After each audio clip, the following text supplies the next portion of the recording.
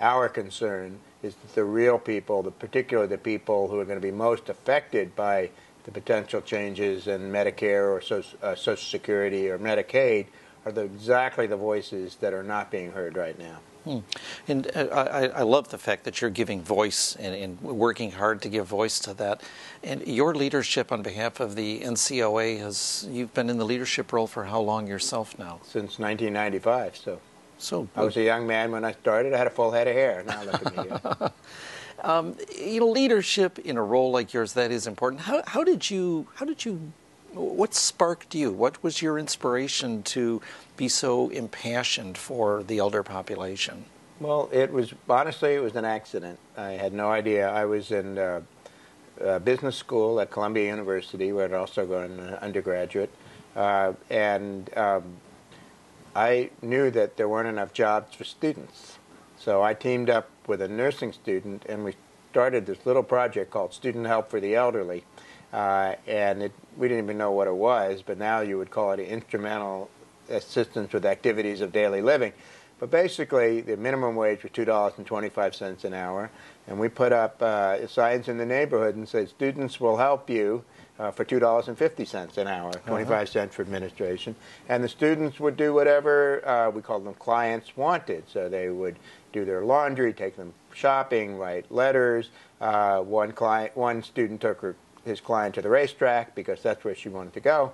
And all of a sudden, within a period of about 3 months, we had 95 jobs created. Wow. And out of nowhere. But the magical part was not just that the students had jobs, but that the relationships and the clients. And some of these people lived in the neighborhood. One of them was I. Ravi, the Nobel physicist, and his wife, Lillian Hellman, the playwright. And all of a sudden, we saw these magical interactions, students being exposed to older people.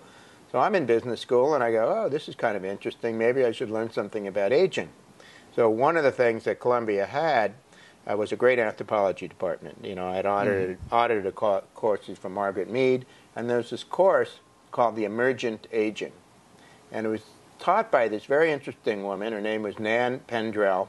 She was probably about, what happened, she lived in Pittsburgh. She was a homemaker and a housewife. In her late 50s, her husband left her. She didn't know what she was going to do, so she went and got a bachelor's degree from the University of Pittsburgh, and then a master's degree, and then at 62 or 3, she got her PhD in anthropology. She became an assistant professor at 62. She became the chairman of the department at 64, and she was forced to retire in 65 because of mandatory retirement. So this Gray Panther lady went to teach this course at Columbia called the Emergent Aging. And basically, it was about now. And it says there's this giant wave of older people, baby boomers growing up who are going to be old one day. And I'm listening to her. I read a book by Robert Butler, Why Survive Growing Old in America. And all of a sudden, I said, here's a social issue that I had the sense of success that comes from helping people. And I said, you know, maybe I should try this for a year or two.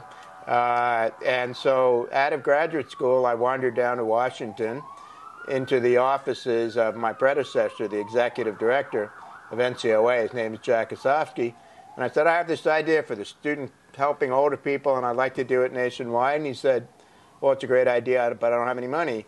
And I said, well, how about we give me a desk? If I write a grant and get a proposal, can I have a job? He said yes, and basically that's what I've been doing ever since. Wow. And when I got into this field in the mid-'70s, nobody knew what a gerontologist was, and all my friends thought I was nuts, and now they don't think I'm nuts anymore. So, so now it's fun. It has to be such a kind of a joy to create not something out of nothing, but just to build it in the way that you've done. Well, it is satisfying to be where we are right now, an organization that is recognized and trusted, has done good work, and is really poised at the beginning of this huge, monumental demographic event with the first seniors turning 65, baby boomers turning 65 this year, 78 million more to follow, to be in a position to say of great opportunity. So it's a huge growth market, if you will, for business, for government's got its challenges, but on the nonprofit side, we get to innovate and advocate and encourage collaboration to address the challenges, particularly for the segment of older adults, and we think it's about 40%, who are going to have a really hard time. You know, they're economically challenged, they have multiple health issues, they're you know, maybe on the need of long-term services and support.